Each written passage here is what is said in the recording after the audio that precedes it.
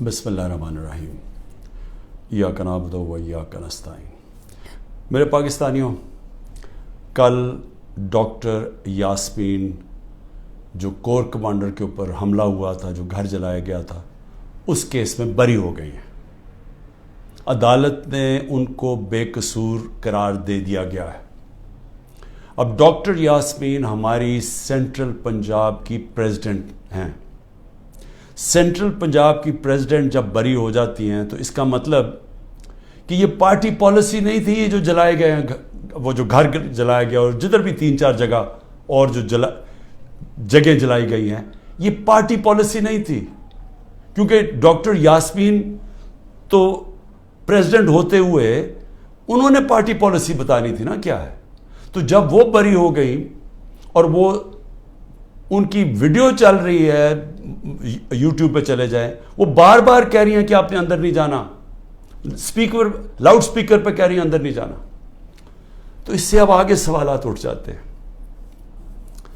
کہ کیا یہ جو لوگوں کو اندر ڈالا گیا، 10,000 سے زیادہ لوگ جیلوں میں ہیں، کیا یہ ایک پری پلان ایک منصوبہ بنا ہوا تھا کہ اس کی آڑ لے کے یہ جو کور کمانڈر کا گھر ہے اور یہ جو اور جگہوں پہ آگے لگی ہیں، ان کی آڑ لے کے ساری پارٹی کو بین کرنا تھا؟ ساری پارٹی کے اوپر جس طرح کا اس وقت ظلم و تشدد کیا جا رہا ہے، کیا یہ پہلے سے پلان تھا؟ اب تو یہ سامنے آ رہا ہے، یہ تو اب واضح ہو گیا ہے کہ اس کا مطلب کہ جو بھی کوئی کر رہا تھا وہ پارٹی پالیسی نہیں تھی، نہیں تو ڈاکٹر یاسمین بری نہ ہوتی۔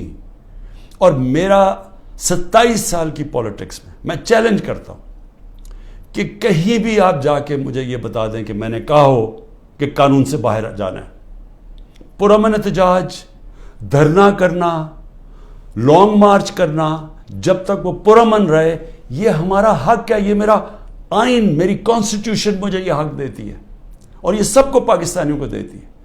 3 لانگ مارچز ہمارے خلاف کی گئی، 3۔ بتائیں کتنی FIR کٹی، کتنے لوگوں کو کتنوں کے گھروں میں گھس کے ان کے دروازے توڑ کے اندر جا کے لوگوں کو جیلوں میں ڈالا گیا، کتنوں کی مار پٹائی کی گئی، کتنوں کے اوپر ٹیئر گیسنگ کی گئی۔ اور مجھے یہ بتائیں کہ اب جو ہمارے لوگوں کو اندر ڈالا ہوا ہے، کیا کوئی اس کے اوپر انڈیپینڈنٹ انکوائری ہوگی یا نہیں ہوگی؟ دیکھیں، یہ ہو ہی نہیں سکتا، یہ دنیا کا قانون نہیں ہے کہ آپ ہی جج کریں، آپ ہی فیصلہ کریں سزا اور آپ سزا دے دیں، جج، جوری، ایکسیکیوشنر۔ یہ تو دنیا میں کہیں بھی نہیں ہوتا۔ ہمیشہ جب کوئی انسیڈنٹ ہوتا ہے انڈیپینڈنٹ انکوائری ہوتی ہے۔ اور میں بار بار، میں جب سے جیل سے نکلا ہوں، میں نے چیف جسٹس کے سامنے مذمت کی اور میں نے تب بھی کہا کہ یہ ہماری کبھی پالیسی نہیں رہی۔ جو پارٹی الیکشن چاہ رہی ہے وہ انتشار نہیں چاہتی، کیونکہ انتشار تو وہ چاہ رہے ہیں جو الیکشن سے بھاگ رہے ہیں، اور یہ جو بھاگ رہے تھے الیکشن سے، یہ ساروں کی مل کے سازش تھی۔ دیکھیں، اب پیچھے جائے نا، میں بیل پہ تھا، میں ہائی کورٹ کے اندر بیٹھا ہوا ہوں، مجھے کوئی میرے پر چارج بھی نہیں تھا۔ اسلام آباد جانے سے پہلے میں نے یہ کہا کہ اگر کوئی وارنٹ نکلی تو میرے سامنے رکھے، میں چپ کر کے ایکسیپٹ کر کے آپ مجھے جیل میں لے جائیں۔ یہ میں کہہ کے نکلا تھا۔ پھر کیا ضرورت تھی کہ اتنا بڑا ایک کمانڈو سٹائل حملہ ہوتا ہے، شیشے توڑتے ہیں، لوگوں کو ڈنڈے مارتے ہیں، جس طرح کے وہ بیچارے وہاں کام کرنے والے جو رجسٹری آفس میں تھے ان کو ماریں پڑتی ہیں، کمپیوٹر توڑ دیتے ہیں، شیشے توڑ دیتے ہیں، اور مجھے ایک دہشت گرد کی طرح پکڑ کے لے کے جاتے ہیں، جو اس کی ساری دنیا میں وہ چلی جاتی ہیں تصویریں۔ تو اس کا بعد تو رد عمل آنا تھا۔ تو اب میں یہ سوچ رہا ہوں کہ کیا یہ جان کے کیا گیا تھا؟ کیونکہ مجھے آرام سے بھی پکڑ سکتے تھے، مجھے پولیس بھی پکڑ سکتی تھی، میں ہائی کورٹ سے باہر نکلتا تب بھی پکڑ سکتے تھے، میرے ساتھ تو کوئی لوگ ہی نہیں تھے۔ تو کیا وہ سارا کچھ کرنا، وہ مار دھاڑ کرنا، کیا یہ منصوبے کا حصہ تھا؟ اور یقین کریں، جیسے ہی میں اندر گاڑی کے بیٹھا ہوں، جب انہوں پکڑ کے لے کے گئے، بڑی میرے سے تمیز سے باتیں ہوئی، کوئی میرے سے برا سلوک نہیں ہوا، وہاں سے لے کے نیب میں۔ تو کیا یہ دکھانے کے لیے سب کچھ تھا جس کا رد عمل آیا اور وہ پہلے سے پلان کیا ہوا تھا، یہ جو سب کچھ ہوا ہے. میں پھر سے کہتا ہوں کہ اگر سچ پہ پہنچنا ہے تو وہ صرف ایک طرح کہ ایک انڈیپینڈنٹ انکوائری کی جائے. اور یہ جو ہوا ہے ڈاکٹر یاسمین کی جو بری کیا گیا، اور وہ ہونا ہی تھا انہوں نے بری، کیونکہ ان کی تو ویڈیو چل رہی تھی کہتے کہ اندر نہیں جانا آپ نے، اور روک رہی تھی لوگوں کو، تو اس سے تو بری ہونا تھا. لیکن یہ ہماری پریزیڈنٹ تھی سینٹرل پنجاب کی، سارا سینٹرل پنجاب ان کے نیچے تھا، تو جو بھی انہوں نے بولنا تھا وہ ہماری پالیسی تھی. تو ایک تو میں یہ آج کہنا چاہتا تھا کہ یہ ایک ایسی چیز ہوئی ہے جو سب کو، جو ہمارے اوپر ساروں کو غدار بنا دیا، فوج کے دشمن بنا دیے، یہ سب کو آپ سوال پوچھنا چاہیے کہ اس کے پیچھے کون تھا. دوسری چیز، میں اپنے کارکنوں کی اب بات کرنا چاہتا ہوں، کیونکہ میرے پاس اب جو نکل کے آئے ہیں کارکن، ابھی میں باہر، میرے ایک کارکن جس کو 17 دن جیل میں رکھا ہے وہ واپس آیا، سارے ایک ہی کہانی سنا رہے ہیں. اتنے زیادہ لوگ ہیں، جیل چھوٹا ہے، سب کو وہاں بند کیا ہوا ہے، یعنی وہ جیل میں گنجائش ہی نہیں ہے جو جیلوں میں جتنے زیادہ لوگوں کو انہوں نے بند کیا ہوا ہے. کس حالات میں وہ رہ رہے ہیں، کس طرح گندگی ہے وہاں، کھانا ان کو دیا نہیں جاتا، 2 دن کہتا ہم نے روزے رکھے ہیں، کھانا ہی نہیں تھا. اور پھر ان سے جو سلوک کیا گیا، یعنی ایسے رکھا گیا، یہ پولیٹیکل ورکرز ہے، انہوں نے کوئی کرائم نہیں کی، ان کی ابھی تو کرائم ثابت ہی نہیں ہوئی، اور پھر وہ بتاتے ہیں ہم جاتے تھے ادھر عدالت میں، وہاں سے نکلتے تھے دوسرے کیس پہ اندر ڈال دیا. اب یہ جو آدمی نکلا ہے، یہ صرف یہ کوئی 40 لوگ رہا ہوئے ہیں، 40 میں سے 7-8 نکلے ہیں، باقیوں کو پھر جیلوں میں ڈال دیا. تو یہ مجھے بتائیے کون سا قانون ہے آج پاکستان میں؟ میں یہ سوال پوچھتا ہوں کہ جو بھی آج حکمرانی کر رہے ہیں، کیا ان کو اندازہ ہے کہ یہ پاکستان کو کتنا نقصان پہنچایا جا رہا ہے؟ ٹھیک ہے، تحریک انصاف کو کمزور کیا جا رہا ہے، توڑا جا رہا ہے، لوگوں کو دھمکیاں دے کے چھڑوائی جا رہی ہے پارٹی، گھروں میں گھس جاتے ہیں، اگر وہ نہیں ملتے تو ان کے جاننے والے یعنی خاندان کے لوگوں کو پکڑ کے لے جاتے ہیں. اگر وہاں کوئی گھر میں کوئی نہیں ہے تو ان کے پھر جو رشتہ دار کہیں رہ رہے ہیں، بہنیں رہ رہی ہیں، ان کے اوپر پیچھے پڑ جاتے ہیں، ان کو اٹھا کے لے جاتے ہیں. پھر بزنسز تباہ کر رہے ہیں، جو حماد اظہر کی فیکٹری بند کر دی ہے. اور بھی میں سب کا بتاؤں کہ جن کے ہمارے جن کے کاروبار تھے، کاروبار بند کر دیے. عاطف خان کا کاروبار، 100 سے زیادہ لوگ وہاں کام کرتے تھے، وہ بند کر دیے. وہ ایکسپورٹ کرتے تھے چیزیں، وہ رہ گئی بیچ میں. تو یہ جو کیا جا رہا ہے، میں پھر سے یہ سوال پوچھتا ہوں کہ ہم جا کدھر رہے ہیں؟ یعنی اس سے اچیو کیا ہوگا؟ تحریک انصاف کمزور ہو گئی، تحریک انصاف اتنی کمزور ہوگی کہ وہ الیکشن لڑنے کے قابل نہیں ہوگی. ملٹری کورٹس سیٹ اپ کیے ہیں ایک ہی وجہ سے کہ میرے کوئی بھی کیس کے اندر مجھے سزا نہیں ہو سکتی. سارے میں نے وکیلوں کے ساتھ سارے بوگس کیسز ہیں، تو آخر میں ملٹری کورٹ میں سزا دیں گے. یہ کھولے اس لیے کہ عمران خان کو سزا دی، چلیں جی میں جیل میں چلا گیا. اب آگے چلیں گے، اس کے بعد کیا ہوگا؟ اس کے بعد پوچھنے کی بات یہ کہ کیا پاکستان جو تیزی سے اس دلدل میں پھنستا جا رہا ہے، اس میں نکل جائے گا؟ کیا ہماری معیشت جو اس وقت کبھی اتنے برے حالات میں نہیں تھے جو آج ہے، کیا یہ جو مہنگائی پاکستان کی تاریخ میں سب سے زیادہ 12.4% تھی جب ہم اقتدار میں تھے 1 سال پہلے، آج وہ 38% پہ پہنچ گئی ہے. یعنی لوگوں کو تنخواہ دار طبقے کے لیے اب وہ عذاب آ گیا ہے اور آتا جائے گا. بجلی کے بل نہیں دیے جائیں گے ان سے، ان کو گھر میں جو کھانے پینے کی چیزیں ہیں جس کو سینسٹیو پرائس انڈیکس ہے، یہ 38% ہے، وہ 45% پہ پہنچا ہوا ہے. یعنی جو گھر کی کھانے پینے کی چیزیں، جو عام کچن آئٹمز ہیں، جو بجلی وغیرہ ہے، تو کیا یہ ٹھیک ہو جائے گا اس سے؟ کیا مجھے کوئی یہ آج بتا دے کہ تحریک انصاف چلے الیکشن بھی ہار گئی، کیا یہی لوگ آئیں گے نا واپس جو ابھی اقتدار میں بیٹھے ہوئے ہیں؟ تو انہوں نے تو 1 سال میں ملک کو تباہی بیڑا غرق کر کے رکھ دیا. یہ جو اب تو جو فیکٹس اور سٹیٹسٹکس ہیں، اعداد و شمار، یہ تو چھپتے نہیں ہیں. یہ تو آپ سیدھی طرح پاکستان کی وہ اکنامک سروے دیکھ لیں، اس میں تماشا دیکھ لیں کہ کیا ہوا ہے. کہاں 2 سال ایوریج اوسط جو ہماری اکانومی بڑھ رہی تھی وہ 6% تھی. 6% کا مطلب یہ ہے کہ پاکستان کی تاریخ میں یہ وہ 2 سال تھے جدھر سب سے زیادہ معیشت اوپر جا رہی تھی. اور میں یاد کرا دوں جو پچھلی دوروں میں جب ایسے گئی ہے تو امریکی ڈالر آ رہے تھے. ایوب خان کے دور میں سیٹوں اور سینٹوں کا پیکٹ تھا, ہم ان کے ساتھ ملے ہوئے تھے, ہمیں ڈالر آ رہے تھے. ضیاء الحق کے دور میں ہم افغان جہاد کا حصہ بنے تھے, تب بھی ڈالر آ رہے تھے. جنرل مشرف کے دور میں 1-2 سال جو ترقی ہوئی تھی وہ ہم وار آن ٹیرر میں ان کے ساتھ ملے ہوئے تھے, تب بھی ڈالر آ رہے تھے. یہ باہر سے ڈالرز آنے کے بغیر ملک میں 6% اوسط ہماری جو اکنامک گروتھ ہوئی, اور یہ ایک شعبے میں نہیں ہوئی. زرعی جو ہم نے چینجز کیے, جو انسینٹیوز دیے, 4.5%, 17 سال کے بعد ہماری زرعی گروتھ ہوئی. ہماری جو لارج سکیل مینوفیکچرنگ تھی, جو اصل نوکریاں ہیں, وہ 17 سال کے بعد وہ اتنی تیزی سے بڑھ رہی تھی 10.4% پہ. تو جو انڈسٹری بھی بڑھ رہی تھی, ہماری زراعت بھی, جو پروڈکشن سینٹر سے بڑھ رہے تھے, پہلی دفعہ زور لگایا تھا ہم نے آئی ٹی کے اوپر, ٹیکنالوجی کے اوپر, جو 75% اس کی ایکسپورٹس بڑھ گئی تھیں, اور آگے انہوں نے اور آگے جا رہا تھا. بیرون ملک سے اوورسیز پاکستانی پیسہ بھیج رہے تھے. روشن ڈیجیٹل اکاؤنٹ میں $5 ارب آ چکا تھا, اور 1.5 سال کے اندر, اور تیزی سے بڑھ رہا تھا. یعنی بیرون ملک پاکستانی کا پیسہ آنا شروع ہو گیا تھا.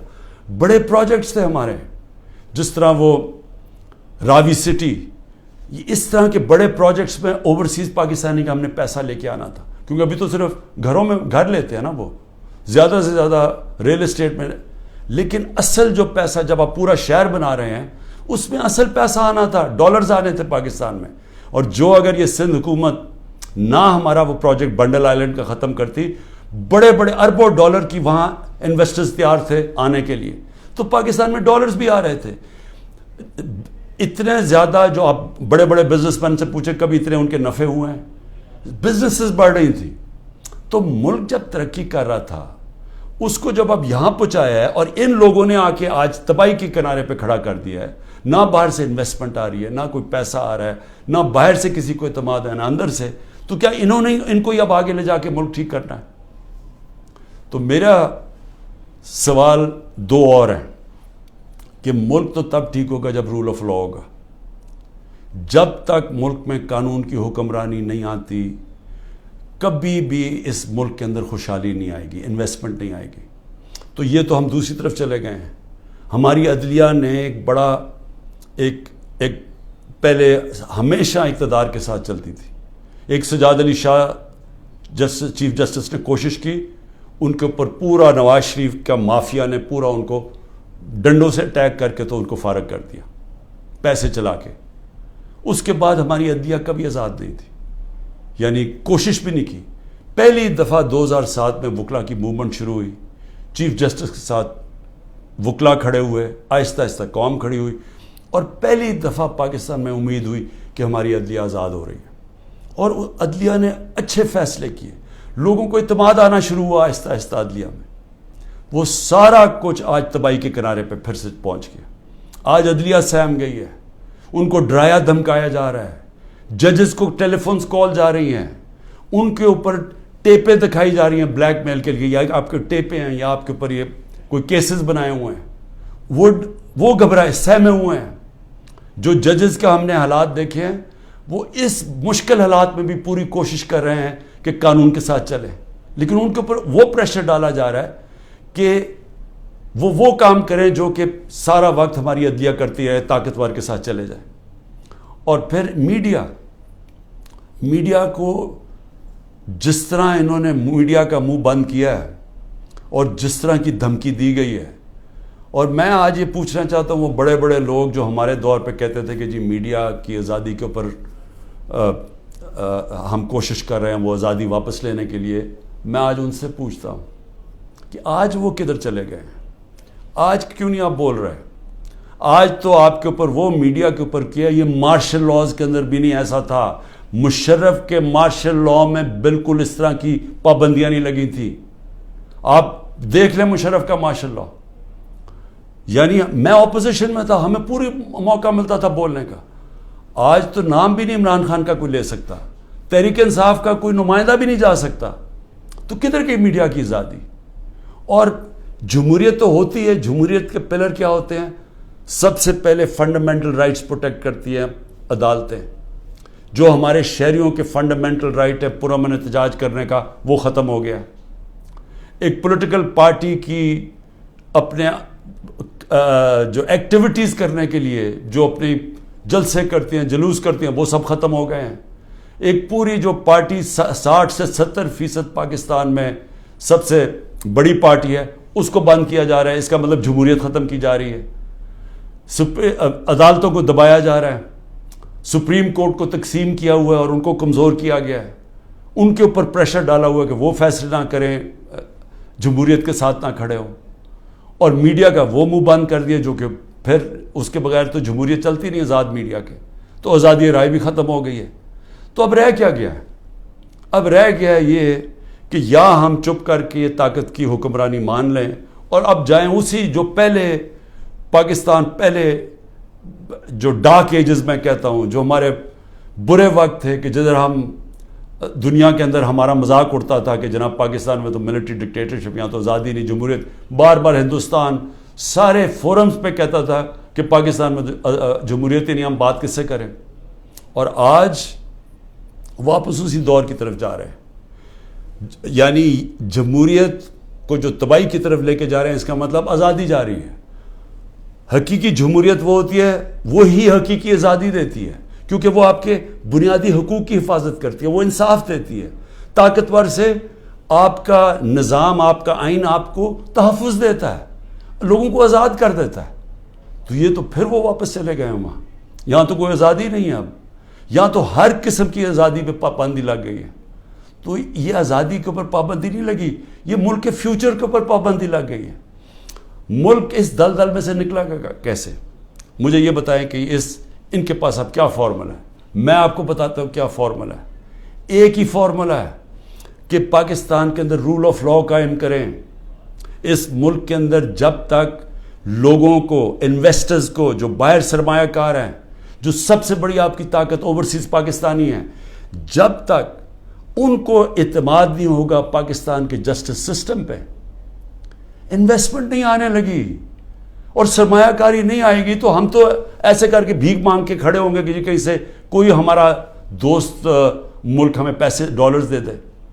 تو اصل تو ڈالرز آنے ہیں سرمایہ کاری سے. وہ تب آئیں گے جب ان کو اعتماد ہو پاکستان کے جسٹس سسٹم پہ. تو جب گورنمنٹ سپریم کورٹ اور آئین کے مطابق جو فیصلہ کرتا ہے کہ الیکشن ہونے ہیں 14 مئی کو، گورنمنٹ وہی نہیں مانتی، دھمکیاں دیتی ہے چیف جسٹس کو، اوپنلی کہتی ہے کہ ہم تمہارے فیصلے نہیں مانیں گے. تو اس ملک کے اندر کون اس ملک کے انصاف کے نظام کے اوپر اعتماد کرے گا؟ اور جو سرمایہ کار ہوتا ہے، جس نے محنت سے اپنا سرمایہ جمع کیا ہوتا ہے، وہ بہت گھبراتا ہے، بڑی جلدی گھبرا جاتا ہے. اس کو جب تک اعتماد نہیں ہوتا کہ میرا سرمایہ کو ایک ملک کا انصاف کا نظام تحفظ دے گا، میں جب بزنس کروں گا تو میرے پاس اگر فراڈ ہوا تو میرے پاس ایک جسٹس سسٹم ہے، وہ پروٹیکٹ کرے گا مجھے، وہ انویسٹمنٹ نہیں کرتا. الائن دبئی کے اندر، یو اے میں، ابھی مجھے وہاں سے ایک خبر آئی کہ پچھلے 8 مہینے کے اندر پاکستانیوں نے الائن میں اتنی انویسٹمنٹ کی ہے جو کہ انہوں نے 10 سال میں پاکستانیوں نے نہیں وہاں کی تھی. تو پاکستان کا تو سرمایہ باہر جا رہا ہے، باہر سے چھوڑیں کہ سرمایہ پاکستان آنا ہے. لوگوں کو تو امید کھو بیٹھے ہیں، وہ اپنا سرمایہ بھی بھیج رہے ہیں. اور جو ہمارا ہیومن کیپٹل ہے، یعنی جو ہمارے پروفیشنلز ہیں جن کو باہر نوکریاں مل سکتی ہیں، وہ چھوڑ کے جا رہے ہیں. تو آگے تو ہمارا امید ہی ختم ہو گئی ہے. تو یہ اگر سارا پلان ہے کہ کسی طرح یہ سب کچھ ہو رہا ہے تحریک انصاف کو ختم کرنے کے لیے، تو اس کے بعد آگے تو پلان بتائیں کہ ختم کر کے پھر کیا کرنا ہے. تو وہ تو کوئی نظر ہی نہیں آ رہا. ان کا تو کوئی روڈ میپ ہے نہ ان کے پاس تو ہوتا تو اب تک یہ ٹھیک کر چکے ہوتے ہیں ملک کو. تو یہ تو کسی کے نہ اسٹیبلشمنٹ کے پاس کوئی روڈ میپ ہے. تو یہ تو ہمیں اندھیرے میں لے کے جا رہے ہیں. اس لیے میں صرف اپنی قوم کو آج یہ کہنا چاہتا تھا کہ دیکھیں، دو راستے ہیں. فیصلہ ہم نے کرنا ہے کہ کیا ہم نے یہ ایک جنگل کے قانون کی طرف جانا ہے اور تباہی کی طرف اور اندھیرے کی طرف, یا ہم نے ساری قوم نے جد و جہد کرنی ہے آزادی کی طرف, رول آف لاء کی طرف, کانسٹیٹیوشن کی طرف, حقیقی جمہوریت کی طرف اور خوشحالی کی طرف. یہ دو راستے اب آ گئے, اور میں یہ امید رکھتا ہوں کہ جس طرح میں کھڑا ہوں اور اینڈ تک جب تک زندہ ہوں کھڑا رہوں گا, آپ نے بھی اس ملک کی حقیقی آزادی کے لیے کھڑے رہنا ہے. شکریہ.